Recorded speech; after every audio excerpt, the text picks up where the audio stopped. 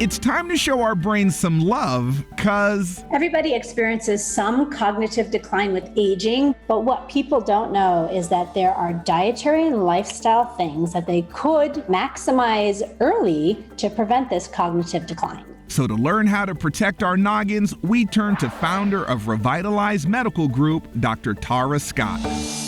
First up, Dr. Tara says it's important to remember that your diet affects your brain. There is a big gut-brain connection. And there are certain foods that are very inflammatory, one of them being gluten. If you find yourself experiencing a lot of brain fog and memory issue, the first thing I would recommend is to eliminate gluten foods. So bread, pasta, things that are breaded. And besides gluten, she says saying bye-bye to sugars and refined sugars Can have a substantial increase on your brain function.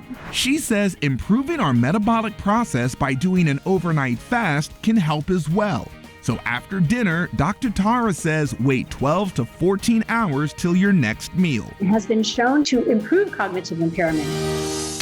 Next, Dr. Tara breaks down how hormones play a part in our brain health. So the main hormone that affects brain function is cortisol. So men and women, everybody has cortisol, which increases with stress. And we all know how stressful this last year has been. Chronically high cortisol has been shown to shrink the memory center in the brain. So Dr. Tara says it's important to get a handle on our stress. She recommends Simple things like going for a walk outside barefoot seems to really help. There's been documented effects of nature, but my favorite techniques are just breathing. And while we want to decrease cortisol, she says for improved cognitive ability, we should up our testosterone, and that goes for both men and women. Ways to naturally increase your testosterone, which declines as age, is getting 8 hours of sleep, exercising specifically with weights, and making sure that you have an adequate diet of protein.